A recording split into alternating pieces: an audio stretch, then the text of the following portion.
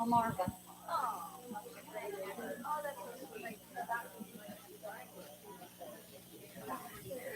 right, good afternoon, everybody. Good afternoon. If everybody could please find a seat. Welcome. Welcome to the Senior Enrichment Center, and I see a lot of new faces for the first time, so I'm just going to go into a little bit of a spiel that I have. My name is Lynn Drinkwater, and I'm the Moore County Senior Enrichment Center's program coordinator. And so what I like to do is find special people with their special talents and put together fun programs. And then there's other ladies that just fall into my lap, like Kathy here, and I go, oh my gosh, this would be an incredible program. So thank you all for coming out. I first want to give a hello. I refer to the Senior Center as the Boys and Girls Club for people over 50 because it doesn't cost anything to join, and all you have to do is just come to have fun. The only thing that costs money is a once a month card making class and a once a month art class. Those are $10 each for supplies. And then our fitness program is $2 per day. But otherwise, you can come here and have fun for free, which is fabulous. I'll set you guys up with a table in just a couple seconds, okay, back there? So again, my name is Lynn Drinkwater. Today we are live streaming on our YouTube channel.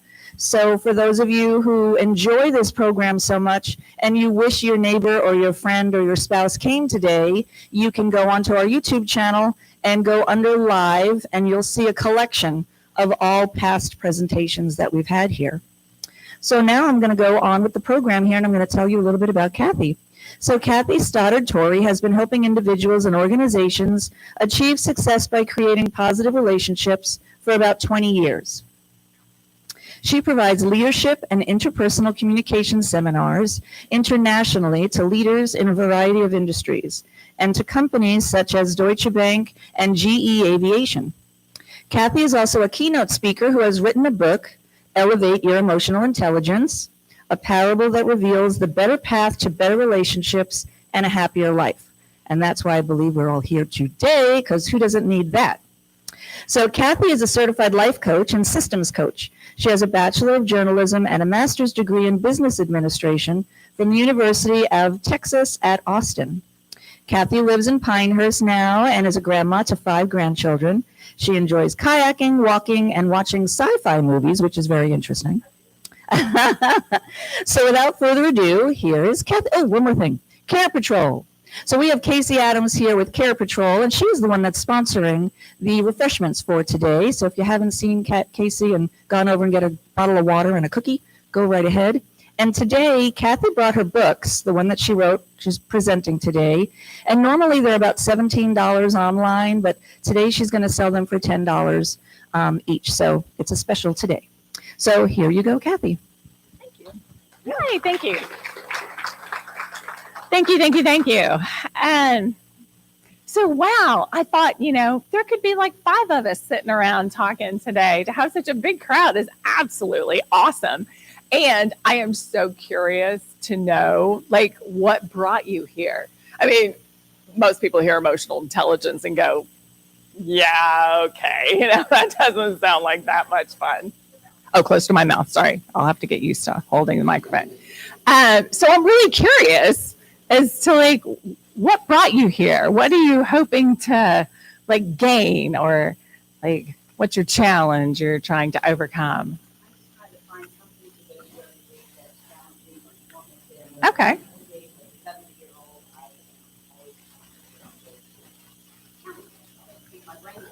Okay, awesome. Okay, I think we can get brains going today. That one's not going to be a problem. That one I can do. Anyone else? Yeah. By Goldman, yes.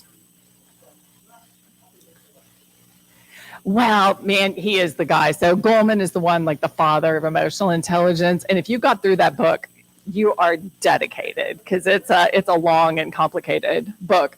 Mine is so much easier. So I am, just to tell you how it came about, I'm a trainer also. So I'm a leadership coach and trainer, and I go into organizations and I talk about emotional intelligence and communication and, different things. And so, when I first started about 20 years ago, I had all these books, and I'd bring in like this big book for everyone to read and they wouldn't touch it. They're like, no, we're not reading that. So over time, I realized that they would read it if it was a story. So there's one that's called The 5 Dysfunctions of a Team, and it's in a story format. And there's another one called Leadership and Self-Deception, also a story, right? But I could not find a storybook on emotional intelligence. So I wrote one. So it's super simple. It's written as a parable, and you get to follow Maria, and her husband, John, is the one who goes through the emotional intelligence journey. And I'm not like spoiling anything later in the book, because I'll just tell you Maria dies right off the bat. But she comes back and she helps John rebuild his life. And so it's all about that. Did anyone else have like a reason, like other than you're just getting out this afternoon, want to talk to people? I have one. I'm hoping to cover people also. I am looking at practicing and then like, and I find that getting people fussy. It's like, I'm not pick up you guys. Okay. I'm not doing this because I like that. Yeah. I can't do that. Yeah. I need to change. Oh, awesome. Wanting to change, first step is awareness. Let me tell you, that is awesome. Because there's a real tendency, I think, as we get older, because I am a grandma to 5. I have 2 sons, 2 daughter-in-laws, and 5 grandchildren. And there is that tendency to go, blah, blah, blah, blah, blah, blah. So, right. Awesome. Yes. Thank you. Yes. We'll give you some tips and tools today for that. So that'll be good. Did you have something?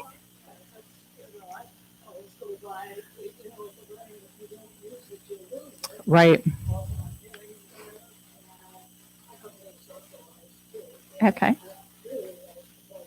Okay, awesome. Well, I'm glad that I'm getting in on the coattails of all the good other programs that you've gone to. Okay.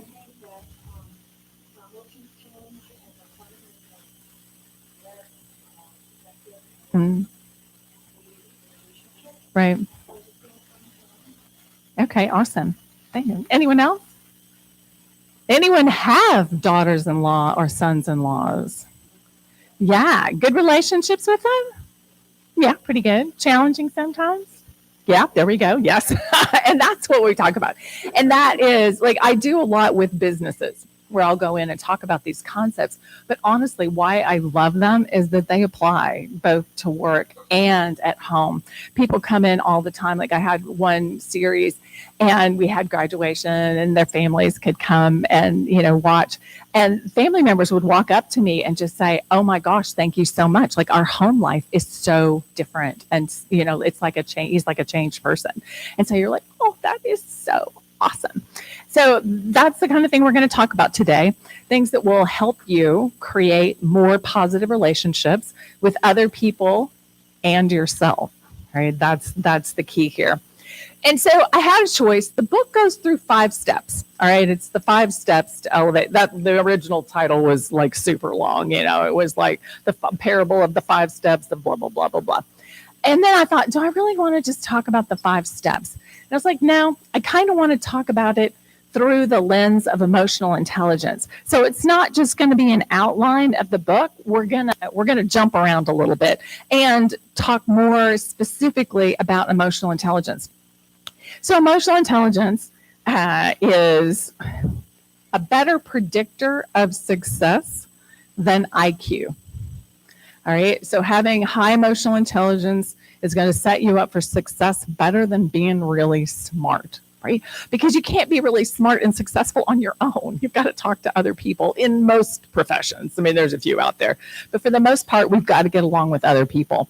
And that's where emotional intelligence comes in. So in its very simplest form, I drew a picture up here. Find it. I'm going to hold it up here. In its very simplest form, emotional intelligence is made of 4 things. And this is the multi-tool. So emotional intelligence is the multi-tool for positive relationships. All right, it's got everything that you need in it, just like a Swiss Army knife. Right, and I'll read them off for you. So the first one we're going to talk about is self-awareness. I'll read them first so that you know what the whole big picture here. We have self-awareness, self-discipline, relationship awareness, and then relationship management. You know, when I first started doing training, I started with relationship management. And that's the usual stuff, you know, that you see in the leadership training where you're talking about how to talk to people and how to do this. And I was working with a group of bankers when I realized that I wasn't getting anywhere because they didn't have any relationship awareness. Like they weren't aware of people rolling their eyes at them or crossing their arms or of any of the things that go on in the office, like like this one's a friend with that one, and this is the real influencer, you know, for the entire organization. So they weren't catching any of that. So I was like, okay, I got to back up. I got to back up to relationship awareness. Well, that's nice and doesn't do much good if you don't have self-discipline. If what you think runs straight out your mouth, you aren't going to have that many positive relationships, right? We all need, you know, we get the urge to act and we react, but we need to be able to take a pause, take a breath, and make a more thoughtful response to things. And that is impossible unless you are self-aware, right? Unless you know yourself, unless you know what's important to you, right? Unless you know, and we're going to talk about this today, the triggers, the things that set you off, right? So now when I do a leadership series, I always start with self-awareness, and we spend way more time than they like talking about ourselves, but we're going to start there as well. So the first thing that we're going to talk about is self-awareness, right? And let me come back up here. The thing I'm going to talk about, and this is in the book, is frame of reference. Okay, if I can get it up here. Frame of reference. So our frame of reference is made up of our values, our priorities, our experiences, and our beliefs. Okay, so first I want to talk about why the frame of reference is important. So everything that you see out there in the world, you are looking at it through your frame of reference. So if something's important to you, it's a value to you, and someone's like challenging that value, you're going to notice it, right? You're going to notice that more. If you've had an experience, like something, I don't know, didn't go exactly right in a certain scenario, when that scenario comes up again, you're going to be like, oh, and because it's going to come through your frame of reference and remind you of the last time that it happened. So it's important for us to know how much of the world out there is like untainted from our prejudices based on our values, priorities, experiences, and beliefs. So let's just do a little thing here. Is anyone actually 100 years old? I'm not. Is anyone else? Okay, awesome. Now you're 100. I've just made you all 100 years old. And you are having a celebration of your life. Okay? Everyone's talking about the awesome life that you had and what a great person you are. And I want you to think about the qualities that you want to be remembered for. All right, you all have paper in front of you. So jot them down. Like, what do you want to be remembered for? What would you be crushed? Like, if nobody said this about you, you'd be like, oh my gosh, like I'm that, I am so that, and nobody said it. So for me, while y'all are thinking, so one of mine is kindness. It's when I was younger, that wasn't a priority. I was a little bit more of a freight train when I was younger. And so kindness is like something that I really focused on, that I wanted to become more kind. So I think that's one of my like guiding principles is kindness. The other one is, that's just not going to open at all, is it? He's trying to open something. It is just fighting him left and right. What's my other one? Fairness. Fairness is my other one.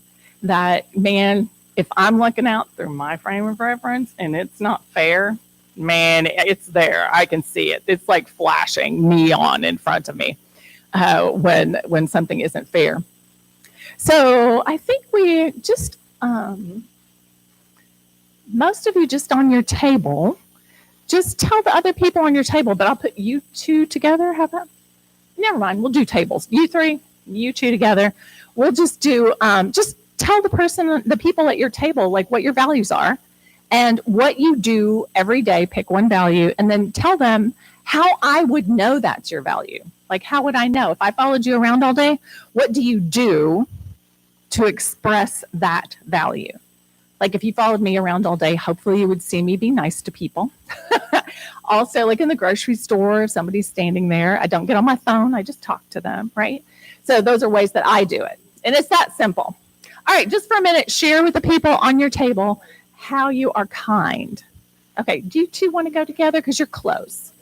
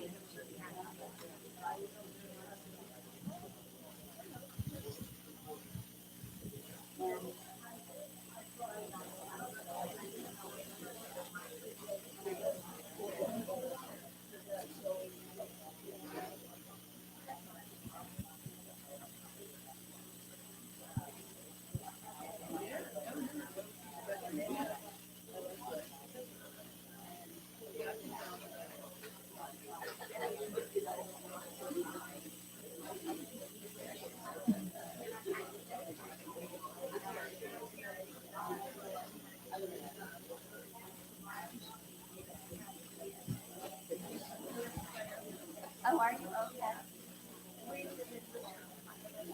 I tend to be a loner, when I do stuff because it's really hard to find other people who do stuff. I like to do a lot of different things. And most of my friends are like, well, I like to do this or I like to do that, but they don't like all the different things I like. So I like music, I like dancing, I like traveling, I like reading. I love going to, spring break.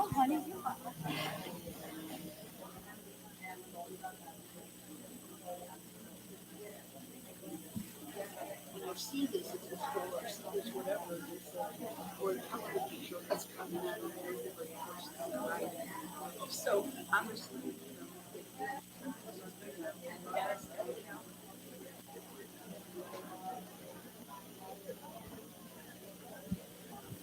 Okay, has everyone had a chance to share or do you need another minute? Okay, so now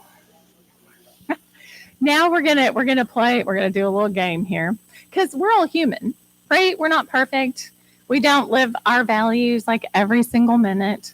So what I want you to do now is just share maybe this one time that you didn't live your value, right? This one time, you're going to share this one time when you didn't live your value.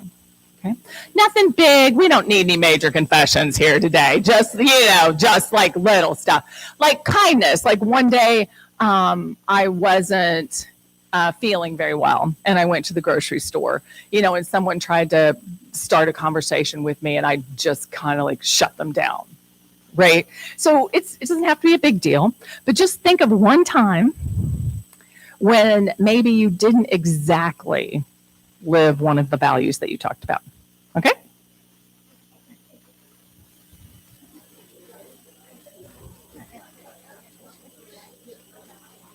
Y'all are such nice people. You're sitting there looking at me going, no, I always live my values.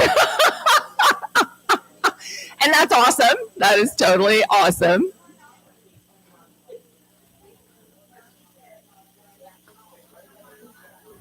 And so,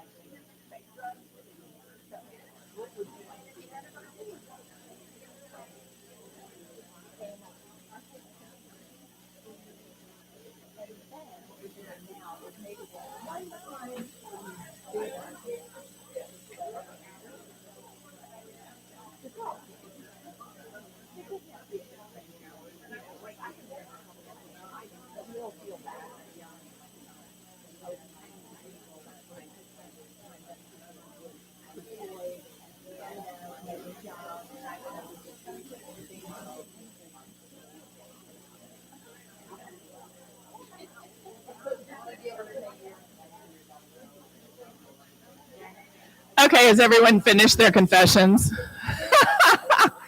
All right, so this may or may not work for you. If it does, it's great. If it doesn't, it's fine. We're moving on to the next thing. But when you were talking about that one time, maybe when you didn't do it, did you also tell the story around it? Like, I was tired, I was this. I was telling them that one of the things, I still feel bad one time when my sons were young. I yelled at them, and my then husband was deployed, it was all this stuff. Did you tell the story around it when you talked about it? Okay, no, y'all just said, I did it. I'm done. That's awesome. That's awesome, and I'm impressed. For anyone who did tell the story, this is just a tip off for you. If you ever hear yourself trying to rationalize a behavior, you're trying to convince yourself to do something against your own values, right? You're not trying to convince me or anyone else. You're trying to convince yourself that it's okay. So that's one of the things when we're self-aware. If we start to get snippy with somebody, we do something, well, but I'm this and they that. And so the first time this really hit home for me is I was working with a group, and the management was not really on board with the leadership training I was doing. And I got there early and I put up posters, I had everything laid out, and they wouldn't show up for like half an hour. They would be like late. And then people were coming in and out. They were on their phones. I mean, it was the least engaged group I think I've ever had. And so I was going like 3 times. And like about the 4th time, I was like, why am I bothering? Like, what's the point in preparing? I'm going to have a half hour when I get there because they're not even, ready when I get there. And then I just went, oh my goodness me. Because being professional, showing up on time and being ready is one of my core values. And I was about to let the behavior of somebody else influence me and get me to do things against what I think is important, right? So the whole rationalization, my phrase is rationalization is bad judgment's best friend. If you ever hear yourself rationalizing, you're just trying to convince yourself that what you're doing is okay, right? Okay, that's values, all right? And that's the check on how we make sure that we're living our values, is to listen for that rationalization. The other thing is our priorities. Now, values last us pretty much through our entire lives. They don't change that much. Like, I started emphasizing kindness, but it's not like I was always a horrible human being. I mean, it was there. It just wasn't as high an emphasis. Now, priorities is more of a snapshot. It's what's important to us right now. So think about, and you can really only have 3 priorities, 3 things that you spend a lot of your emotional energy and time on. Those are your priorities. And they're things like family, creativity, hobbies. It can be faith, right? Spirituality, faith. Money can be a priority, investing it or making extra money. What else can be on there? Oh, food. I added food one time because I really was not eating that well. And so food became one of my priorities because I don't really like to cook either. But so family for a long time, because I was a stay-at-home mom for quite a while. So for a long time, family was number 1 on my priority list. But then they grew up and they went away. And so although I still love them, I still think they're awesome, they are no longer a priority. Like, they're not number 1 anymore because that's not where I spend all my time and energy, right? I spend it on other things. So just because something isn't on your top 3 doesn't mean it's not important to you. So I want you to think for just a minute, and we're doing like actual priorities. What do you actually spend most of your time and emotional energy on? The 3 top things. And then share it quickly with your table.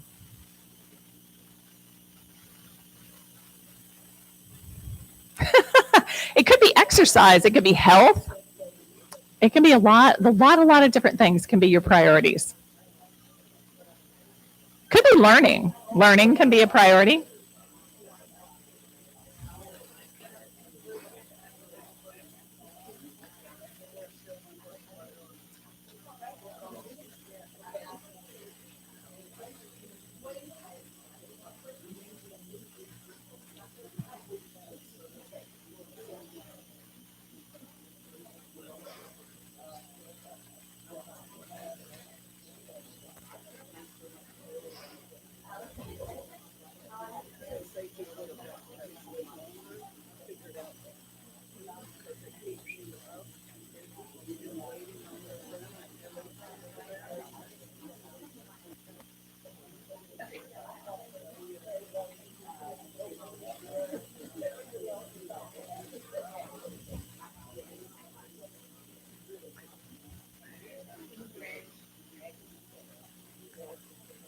All right, so I'm curious as to what some of your priorities are.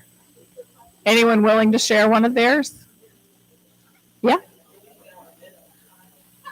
Oh, getting out of bed on time in the morning.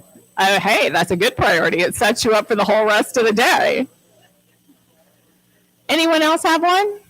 Are you signaling me? Yes. What you got?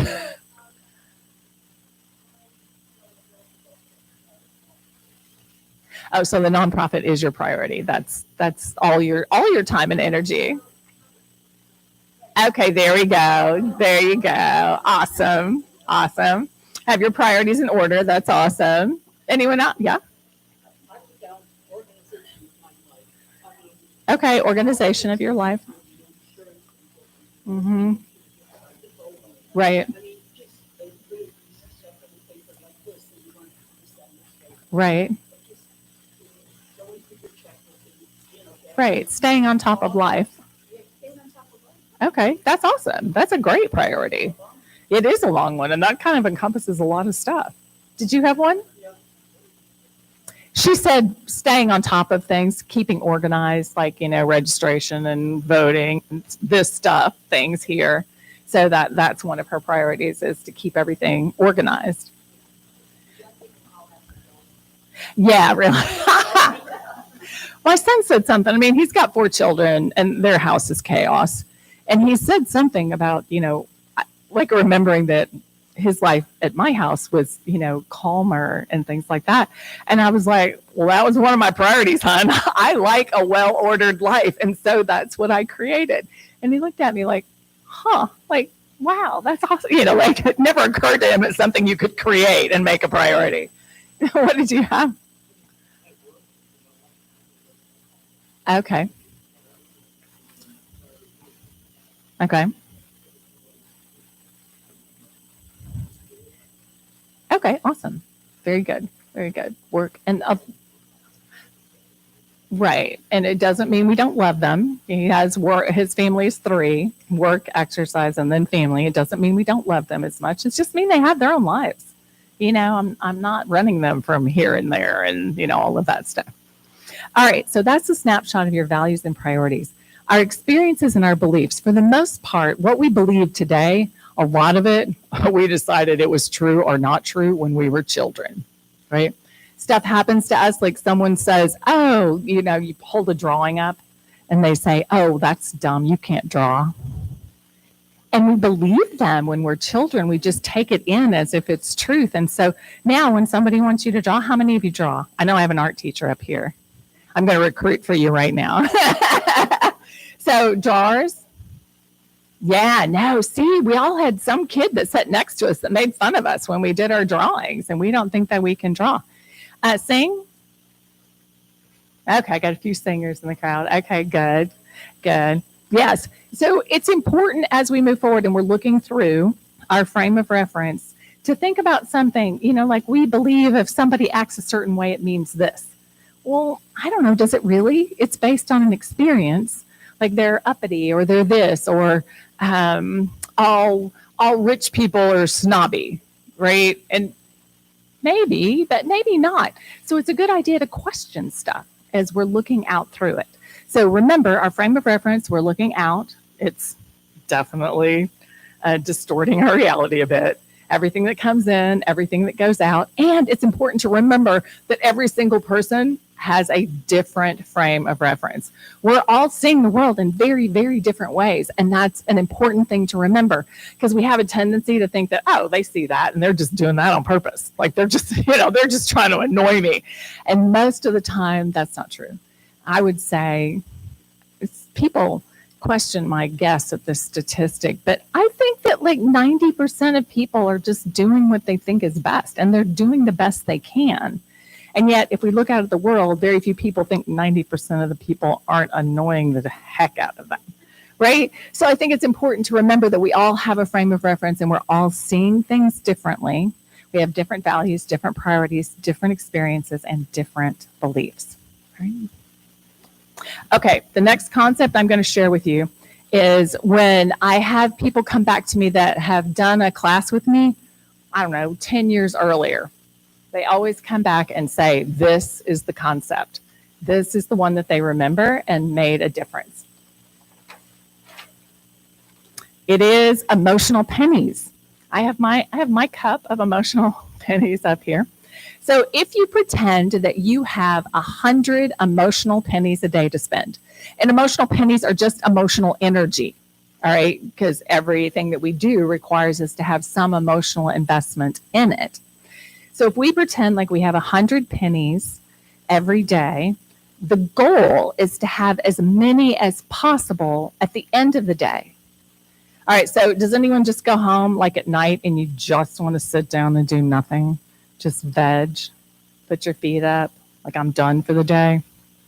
I do. And it's not because generally we're physically exhausted. Does anyone have hard physical labor that they do all day? Me either. So the reason we're tired is that we are emotionally exhausted. We've used like all of our, do I have one person that does hard physical labor? Okay, that's good. So that kind of, and is that kind of tired different than like the emotional tired? Yeah, that's, oh yeah, it is. Yeah, my doctor the other day, because I go care for my 4 grandchildren when my daughter-in-law is not feeling well. And I was, saying that was a lot easier when I was 30, than it is now. And she said, well, the real difference is the recovery time. And I was like, yeah, it takes me a full day. And she's like, well, if it only takes you a day, you were doing great. So yeah, recovery time. So this is a great way to track our emotional energy and to see if we're spending it on things that mean something to us, that are worthwhile. All right, so let me give you some examples. So if somebody cuts you off in traffic, what's your reaction? I see some guilty nonverbals out there. So yeah, and yell, yeah, curse sometimes. No, some people don't. Very, very, very emotionally intelligent of you. Some of us do. Some of us yell. And then you're thinking, like, do they care? I mean, does it matter to them that you're yelling at them and cursing them? It does not. But we're using our emotional pennies. So we're just taking those pennies and we are throwing them at them, right? And it's a choice that we get to make. And we'll talk about the power of choice in a second. But yes, so we don't want to just throw emotional pennies, especially at things we cannot control. All right, does anyone have a favorite sports team? A sports team. Like, yeah. Kansas City Chiefs. There we go.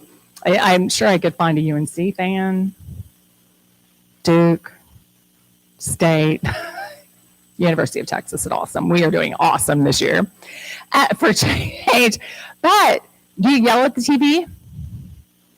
I yell at the TV. They never hear me. They never do. I tell them it's a stupid play and they don't pay any attention to me anyway. And are you angry the next day? Right? Some people are angry the next day after a game.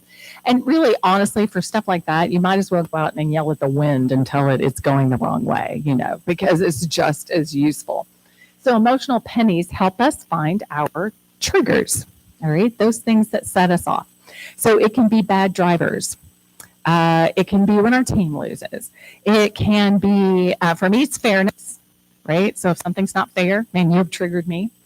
The other one for me is, and this is based on our experiences and beliefs, y'all, man, I'm with a crowd that may know exactly what I'm talking about. Lots of times I'm talking to people much younger than me. And so back when I was in elementary school, we had to wear a dress unless it was 32 degrees. Anyone else forced to wear a dress in elementary school? Yes. In basketball, I played half court basketball because back then, females were way too delicate to run the entire, length of the court. Whenever I was told to sit down and be a young lady, oh yeah, somebody else heard that one. Sit down and be a young lady meant be quiet, stop talking. We don't want to hear what you have to say anymore. And so I have a thing around the word lady. I do. It's one of my triggers. So when someone says ladies or lady, I just am like, ugh, right? But whose problem is that really? Yes, y'all are so smart. Yes, you're right. It's my problem. It's not anyone else's problem. Because am I really fair in expecting the entire world to stop using the word lady? I mean, of course not.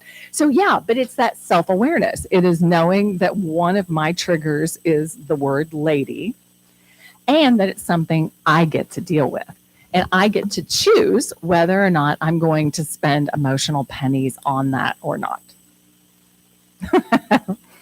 All right, awesome. So I have people come back years later and talk to me about emotional pennies. I work with, sometimes I had police come through my series, and they would come back and say, yeah, I went into the station and said, man, I used every emotional penny I had on that stop.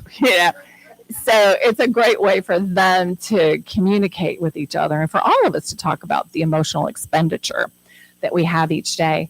And it's not that we don't want to spend any emotional pennies. We just want to make sure it's on things that matter to us. Like when my mom was ill and my sister and I were in the hospital with her, like we have no emotional pennies left at the end of the day, but we wouldn't have done it any differently, right? That was a worthwhile investment of our emotional energy. And that's what you want to do, is to choose on purpose, which takes me to my next little piece of paper here, I think. Yes. The magic wand of destiny. This is my magic wand of destiny. So we're going to do a little exercise. I'm going to start a sentence, and I want you just to jot down as many things as you can think of to finish this sentence. Okay, the sentence is, I have to. And it can be stuff, like volunteer work, if you work, homework, anything. Just complete the sentence, I have to. No, you don't have to do anything. That's awesome. Do you water plants? You don't even have plants? Okay. Do you eat? Okay. Do you fix food? Okay. Okay, don't have to fix food then. Do you do laundry? Okay. Sorry, I'm trying to help you out here on things that we do on a normal basis. And we all have different have-tos, right? So now, all right, do you have a few things written down? So now I'm going to change it. I'm going to change the sentence to, I choose to. Oh, does it still make sense if I said I choose to? I choose to.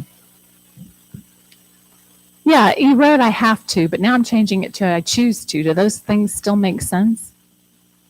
Yeah, isn't that amazing? Now, if you said I have to eat, yes, you have to eat. That's true. If you said you have to sleep, yes, you have to sleep. Those are true. But for the most part, everything else is a choice, right? And so I call making an intentional choice waving around the magic wand of destiny. And for the most part, where we are now is the result of the choices that we've made. Not entirely. Stuff happens. I had brain surgery back in 2009. And for a while, seriously set me back. Physically not able to do much. However, I still had freedom to choose how I faced it, right? Because you always have the power of choice in how you see things and how you face them. So what I did was I sat down and wrote all the things I still could do, right? Instead of focusing on the things I couldn't do, and then started pursuing those with the magic wand of destiny. So if you think of, you have a goal, a desired outcome, right? You want to do something, you want to go somewhere. Because waving around the magic wand of destiny, making intentional choices, doesn't make a lot of sense if you don't know where you're going, right? I'm making intentional choices because I want to achieve something, whether that's health, better relationships, an organized house, whatever it is. I need to make intentional choices in order to get there, but I got to know what that is, like where I'm going, right, in order to make it. So the desired outcome sort of links with the magic wand of destiny. So when I first did this exercise, my boys were middle schoolish age. And what I wrote down was, I have to get up every morning and fix their breakfast and lunch, right? I don't like fixing food. I didn't like fixing breakfast and lunch. And in the morning, I would wake up and just go, oh, I have to do this. Well, what I realized from this exercise is I didn't have to. I mean, they're old enough to get their own food, honestly. You know, they weren't going to starve if I didn't get their food. But I was choosing to. I was waving around the magic wand of destiny and choosing because I liked seeing them in the morning. It was important to me that they had healthy food, which I knew they wouldn't get if they were left to their own devices in middle school. So then what I decided is when you get up in the morning, you get up and you do it cheerfully or don't. Right? It's like, do it, like get up and fix the lunch because that's what you want to do or don't. So it didn't change what I actually did, but it changed the way I thought about what I did. Right? So the magic wand of destiny is a really powerful thing because it gives you the power of choice. One of the things people say is like, I have to pay taxes. I'm like, well, you don't have to. You could choose to go to jail. You could just see whether or not you get by with it for how long, right? It's still a choice because you think that's your best choice is to go ahead and pay your taxes. Okay? All right, any questions about the power of choice? It's a whole different thing. It's a difference between I choose and I have power and I am more of a victim. So you can be like a leaf and just kind of like, oh, I'm getting blown over here. And like, oh, circumstances are awful. I'm going over here, right? Or you can be a rock in the middle of a river and you aren't moving no matter what. No matter what anyone else does or says, you are going to use all your energy and you are right here, right? Right. That is true. Then you get tossed around a bit, but I'm still trying to stay right here. And what we want to be, do y'all have any idea to use the wind and the water, what we want to be? Sailboat, right? Because I want to use the wind and the water to get where I'm going. And even if I have a headwind and I'm going that way, I can still tack back and forth as long as I am making intentional choices to get over there. Okay? All right, any questions about that? Michael's. She asked where you buy the magic wand. I bet I bought mine at Michael's because it came in pieces. So I have the dowel and the jingle bells and the feathers and a lot of hot glue have gone into this and some sparkly pipe cleaners. But you can use anything. Sometimes I give people pencils with little stuff on them. So you can make a magic wand of destiny out of anything that you want to. But all my grandkids, I make them for my grandkids too. So yeah, they're fun. Magic wand of destiny is fun. All right, let me see where I am because I think I'm out of pictures. We've already talked about our goals. So relationship awareness is where we are. So we've talked about self-awareness. We've talked about self-discipline, making choices on purpose. So now we're going to talk about relationship awareness. So one of the main ways that you are aware of other people and what they're thinking is by their nonverbal communication. Yeah.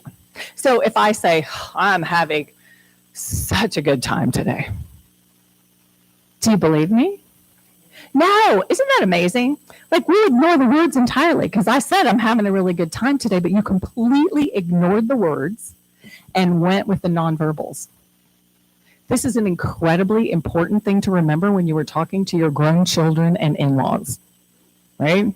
Because they're going to get a lot of their message, if not all of it, from your nonverbals. Oh, yeah, right? Crossed arms. Yeah, definitely disapproval most of the time if we're having it. But you can communicate a lot. So I'm going to say some words, and you are going to tell me how you feel about it just with your nonverbals. Okay. All right. Oysters. Oysters. How do you feel about oysters? Tell me with your nonverbals. Okay. Yeah. We got some like this. We got some terrible. Egg salad. Like that egg salad. Okay. Awesome. Flowers. Yeah. We like flowers and gardening. And in the dirt. Okay, so let's do our teams. UNC. No, I don't have any. Wow. Okay, I got one or two there. Okay, North Carolina State, NC State. Oh, where are we all from? Duke? I really? Okay. Y'all aren't from around here, are you? I can tell. Okay, Pennsylvania. Yeah, okay, I got some. Do I have any fellow Texas fans here? Woo! I got one. University of Texas. Okay, so what else do we have? I keep going with food, but I know there's other things in the world that I could get a reaction from. Hot dogs. Hot dogs. Yeah, I got some positive. Puppies. Oh, there we go. I got the vocal nonverbal on that one. Oh, they're so cute. Okay, so we get a lot of our information from our nonverbal communication. Now, here's another really important thing for you to remember, and that is that every message has a fact and a feeling part. I feel like I should write that down. Every message has a fact and a feeling part. So when someone says something, they also have an opinion, a feeling about that. And so when we're talking, that did not work at all. So when we're talking to someone, do not tell my sons I used my teeth to open that. I must have yelled at them for most of their lives about that. Okay, it has a fact part and a feeling part. When we listen, it's important to be able to tell someone back what we heard, the fact part of it, but it's also important to comment on the feeling part of it. And what time is it? Do we have enough time? Yes, we do. We're going to do this anyway. We're going to do a little bit of an exercise where you are going to tell your table just quickly something that I'm going to go with annoys, just because it's so much easier to do. Like, it's a lot easier to think of something and to comment on something that irritates you, right? And so I want you just to say, like, this morning when I got up, my alarm clock was so loud. All right. And then y'all are going to comment. So what emotion do you think was there when I said that? Aggravation. What else? Annoyed. You sound annoyed. That seems like it aggravated you. It doesn't matter what you say. Really, I've never seen anyone go, well, that's not it. They don't do that. They go, let me think about that. So what you're doing is you're helping them determine the feeling they're having. So if you said aggravated, I would go, aggravated. Am I aggravated? No, not exactly aggravated. I think I'm more annoyed or more frustrated or jarred. Like jangled. My nerves were jangled. Okay. So I want you to practice. Yes. Texting, is that yours? That's true. Emojis help, but that's true.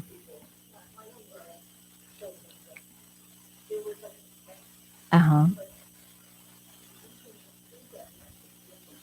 You can. That is true. Sometimes they put emojis on there to help you. Right.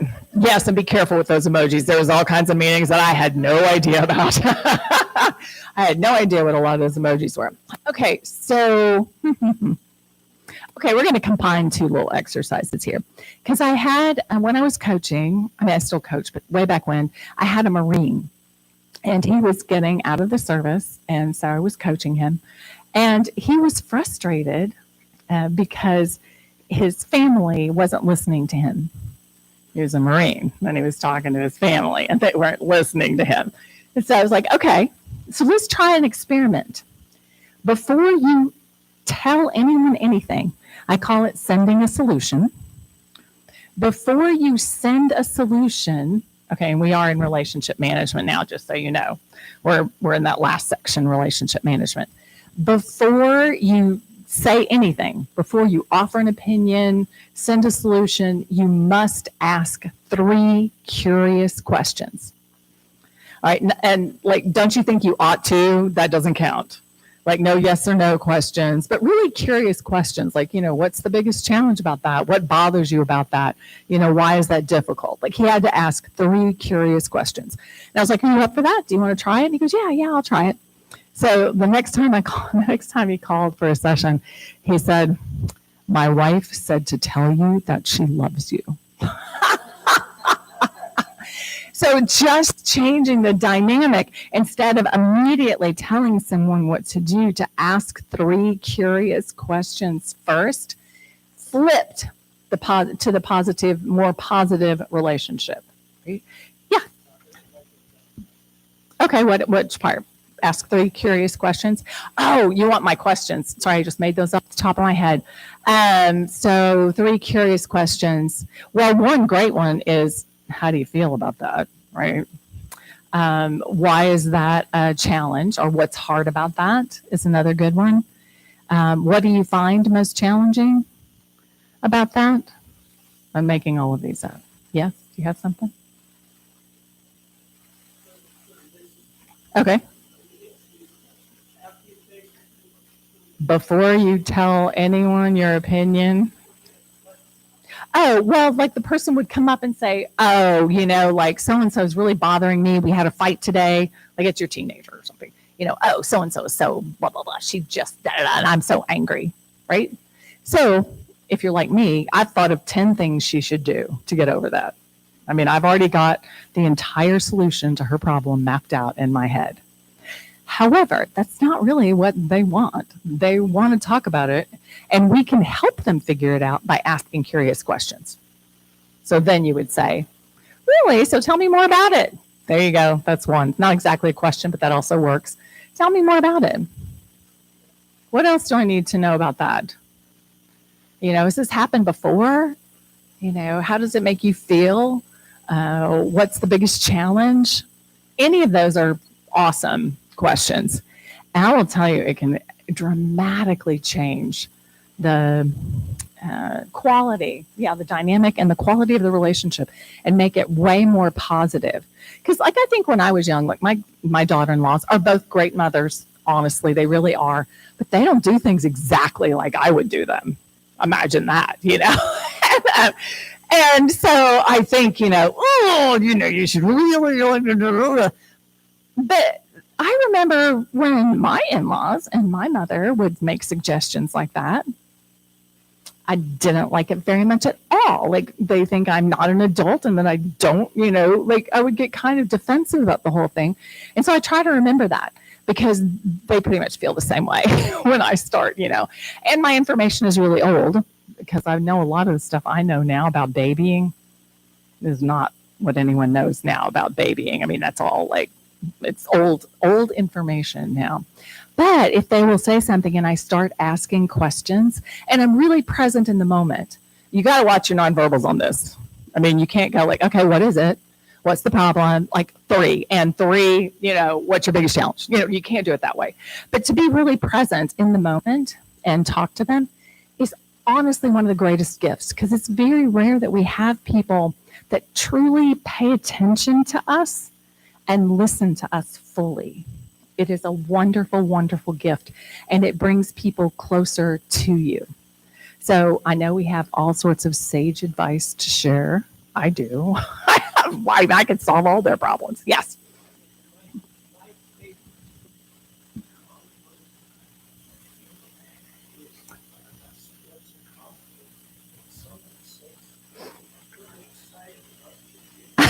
Right.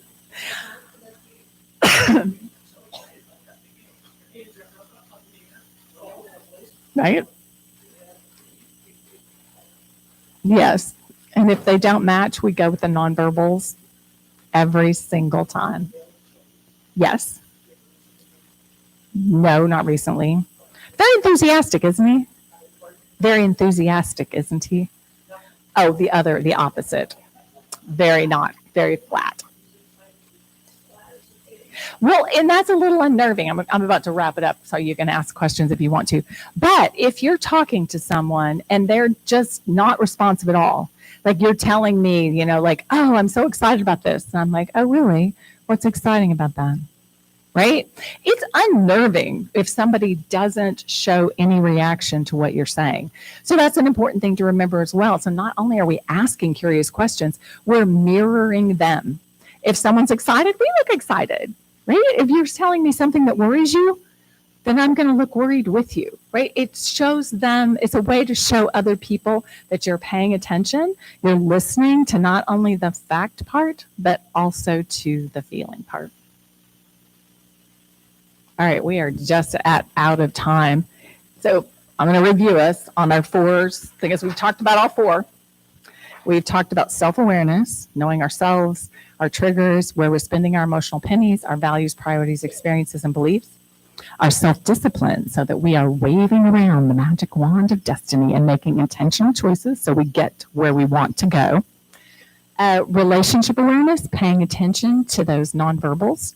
And then relationship management is asking about both the fact part and the feeling part, and making sure that you ask those 3 questions before you share any of your sage advice.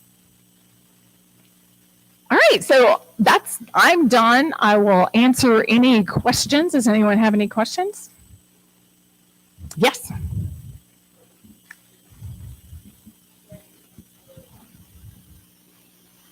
How so? What do you mean?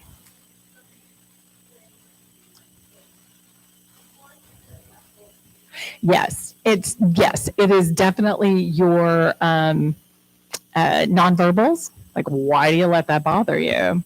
And this is a very high level coachy thing, but we always try when we're asking questions to ask what questions, not why questions. So y'all just got the next level up on that one. So asking what questions, but yes, absolutely.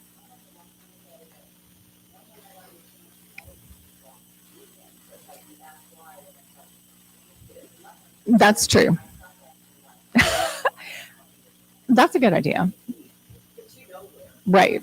Why questions are not as productive. Yes.